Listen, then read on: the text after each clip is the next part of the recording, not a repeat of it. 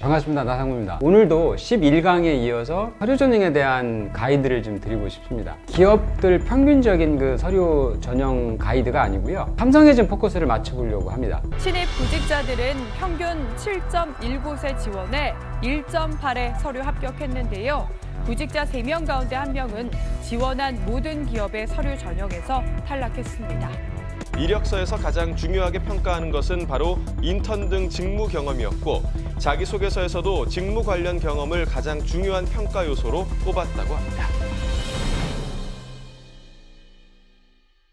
직무 적합성 평가라고 이름을 지었는데 이 삼성의 직무 적합성 평가가 어떤 내용으로 진행이 되는지, 물론 이거는 알려진 게 많지는 않습니다. 그래도 제 경험하고 제가 조사했던 것들을 한번 통틀어서 설명을 드려볼 텐데, 그래서 제가 제목도 삼성 직무 적합성 평가의 X파일 이렇게 정했습니다. 자, 첫 번째 내용은 이겁니다. 역시 그 삼성도 1단계가 직무 적합성 평가고 2단계가 지삿, 3단계가 면접 이렇게 돼 있잖아요. 역시 뭐 삼성도 다른 대기업들하고 마찬가지로 이력서하고 자소를 가지고 평가를 하는 건 똑같습니다. 근데 약간 그 다른 점이 있어요. 삼성의 이력서를 보시면 이력서의 항목이 제일 많아요. 아마 국내 기업 중에 삼성만큼 이력서가 여러 가지 항목을 요구하는 데는 없을 겁니다. 그래서 아마 삼성의 이력서를 써놓으시면 웬만한 기업의 이력서는 다 거기서 커버가 되거든요. 그만큼 삼성의 이력서의 항목이 많다라는 건 평가 항목이 그만큼 많다라는 걸 이해하시면 돼요. 많은 평가 항목을 가지고 적정 스펙을 가지고 있는 친구인지 지원자인지 검증을 한다라고 보시면 되고요. 삼성의 자소서는 우리가 에세이라고 표현을 하죠. 삼성의 에세이 중에서는 사실은 저는 두 가지가 중요하다고 생각해요. 첫 번째는 4번의 직무 역량을 적는 주제 있잖아요. 4번의 직무 역량 주제하고 그 다음에 2번의 성장 과정, 이 두 가지 주제에 대해서 잘 적어주시는 게 좋은 평가를 받을 수 있는 거라고 생각이 됩니다. 왜냐하면 어쨌든 회사에서 제일 중시하는 직무 역량하고 그 다음에 인성을 파악할 수 있는 게 2번의 성장 과정이기 때문에 4번하고 2번의 에세이 주제를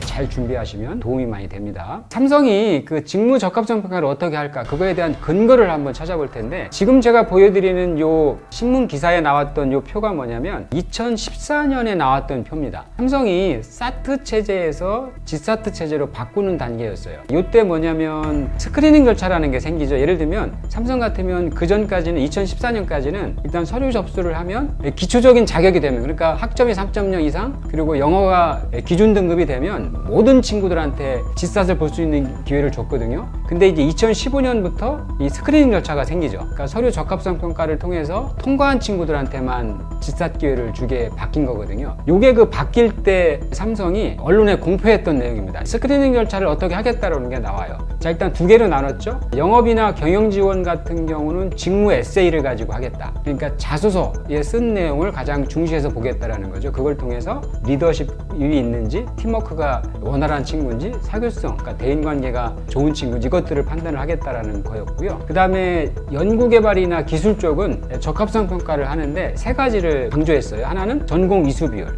두 번째가 전공 심화 이수 여부고, 세 번째가 전공 학점입니다. 자, 이렇게 이제 이공계와 인문계를 나눠서 스크리닝 절차의 기준을 설명을 했는데, 이걸 보고 제가 정리해드리면 이거예요. 어쨌든 제일 중요한 건 전공 학점이라는 거죠. 그리고 두 번째가 전공 이수 비율. 이건 어떤 내용이냐면, 여러분들이 보통 대학교 8학기 동안에 총 한 140 학점 정도 이수를 하더라고요. 많은 친구들이 140 학점을 하는데 그 중에 몇 학점을 전공으로 이수했냐라는 거죠. 예를 들면 전공을 많이 듣는 친구들이 한 80학점 정도까지 이수를 하더라고요. 그러면 이게 140분의 80이면 한 60% 가까이 나옵니다. 그러니까 사실은 이 정도면 굉장히 전공을 많이 이수한 친구들이죠. 어쨌든 이 전공 이수 비율이 높으면 높을수록 좋은 겁니다. 그 다음에 세 번째 중요한 게 전공 심화 이수 여부예요. 이거는 뭐냐면 여러분들이 뭘 기준으로 하시면 되냐면, 삼성의 JD를 보시면 그 레커멘디드 서브젝 있잖아요. 그걸 생각하시면 돼요. 그 레커멘디드 직무별로 그 제시해 놓은 일종의 추천 과목이죠. 그 레커멘디드 서브젝을 내가 얼마나 들었는지 그거 가지고 판단을 하시면 되고요. 그 다음에 네 번째로 중요한 게 이제 에세이죠. 에세이에 직무 관련되는 활동이나 경험이 잘 녹아들어 있는지, 그 네 가지가 중요하다고 보시면 될 것 같고요. 그 다음에 또 한 가지가 뭐냐면 뭐냐면 삼성의 채용 공고가 올라왔을 때 아니면 삼성의 채용 홈페이지를 들어가 보시면 이게 있어요. 채용 FSQ라는 게 있거든요. 그러니까 지원자들이 많이 묻는 질문이 뭐고 그 질문에 대해서 이 삼성 쪽에서 답을 달하는 거예요. 그게 이제 FSQ인데 거기에 이런 내용이 있습니다. 직무 적합성 평가의 기준이 뭐냐고 많이 묻는데요. 그래서 회사에서 답하는 게 뭐냐면 이렇게 해놨어요. 공통적으로 필요한 거 3가지라는 거죠. 전공 과목 이수 내역하고 그 다음에 직무 관련 활동이나 경험, 그리고 3번째가 에세이 이렇게 돼 있습니다. 그리고 특별히 연구개발하고 기술하고 소프트웨어 직군은 별도로 또 해놨어요. 이 세 직군은 뭐가 또 추가적으로 3가지가 중요하냐면 전공 이수 과목의 숫자, 몇 개를 들었냐라는 거지. 그 다음에 전공 이수 과목의 난이도, 아까 얘기했었죠. 심화 전공을 들었느냐, 그걸 묻는 거고요. 3번째는 취득 성적입니다. 이거는 전공 학점이라는 개념으로 보시면 될 것 같아요. 자, 그래서 이걸 하나 참고를 해보시고, 2번째로 많이 묻는 질문이 이거예요. 그러면 직무 적합성 평가를 위해서 지원자들이 준비해야 될 것은 뭔가요? 이걸 물었는데 여기에 대한 답은 이렇게 해놨습니다. 인문계하고 이공계를 나눠서 해놨어요. 예를 들면 영업 마케팅이나 경영 지원은 2가지를 제시를 했습니다. 전공 관련된 과목을 수강을 했느냐, 그거하고 2번째는 다양한 활동이나 경험, 이거를 제시를 해놨고요. 이공계 쪽의 연구개발이나 기술이나 소프트웨어 직군은 뭘 제시를 했냐면 2가지를 제시했는데, 첫 번째가 이거예요. 수학이나 물리 같은 기출 과목을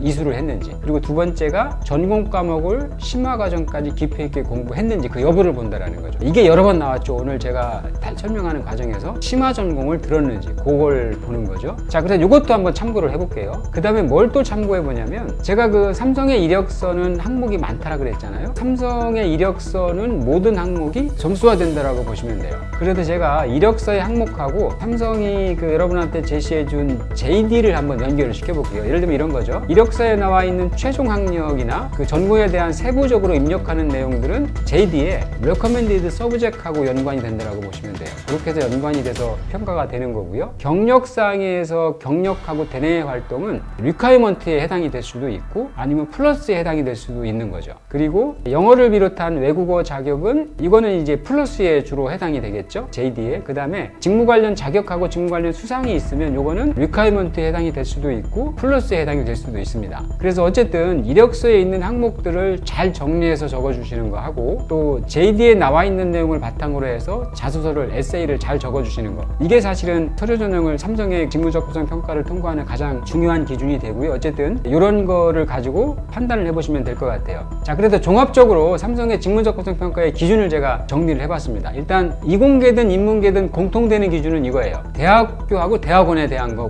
당연히 평가가 되겠죠. 그 다음에 전공 과목 이수 내역이 중요하고요. 학점이라는 취득 성적도 당연히 들어갈 거고, 공통적으로 요구하고 있는 것 중에 직무 관련 활동이나 경험 역시 들어가고요. 외국어 중에서도 영어는 뭐 2군데 다 들어갑니다. 그 다음에 직무 관련 자격, 수상, 그 다음에 에세이 다 들어가는 거겠죠. 자, 요 공통 기준을 기준으로 놓고 계시고, 내가 만약에 이공계 학생이라고 그러면 이쪽을 더 포커스를 맞추면 되죠. 예를 들면 전공 기초, 수학이나 물리 같은 거 제대로 이수했는지, 그 다음에 전공 이수 과목의 숫자, 그리고 비율, 그 다음에 난이도, 이런 것들을 보고 판단하시면 되고요. 에세이 내용에서는 역시 직무 관련된 활동이나 경험을 잘 녹여내시는 거, 이게 중요합니다. 인문계 기준으로 보시면 조금 간단해요. 전공 관련된 과목 수강했던 내용도 물론 있고요. 더 중요한 건 이겁니다. 에세이 내용을 얼마나 잘 설득을 하느냐예요. 그러니까 에세이에 직무 관련된 활동이나 경험, 그리고 그걸 통해서 내가 리더십이나 팀워크에 관련되는 어떤 경험을 했다라는 거, 이걸 잘 녹여주시면 인문계 학생들은 좋은 평가를 받을 수가 있습니다. 그래서 오늘은 제가 삼성의 직무적합성 평가에 대한 기준을 설명을 드렸는데요. 어쨌든 삼성의 직무적합성